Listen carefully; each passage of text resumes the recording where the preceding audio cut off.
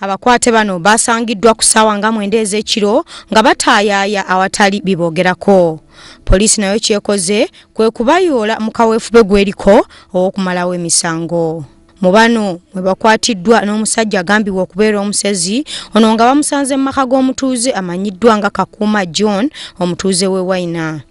Kyokka batuuze bagamba nti yandibanga omusajja ono abadde mubbi oba mulogo. Bamugemere woli mwami driver mpegano bamuleeta gano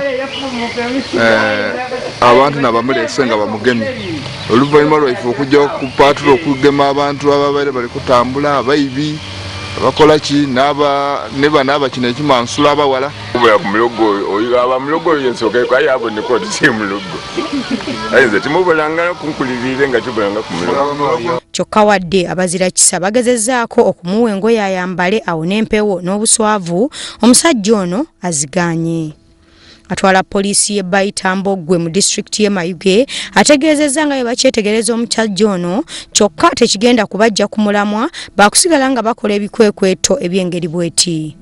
Bano bagende batambula beyond midnight okuva ssaawa 6 kugenda ssaawa 8 awo nga batambula. Mu kiseera kino poliisi ekyatubidde n'omusezi ng'okunoonyereza bwe kugenda maaso kyokka nga batuuze bagezezzaako okubuuza bonna tewali muntu amumanyi mu kitundu.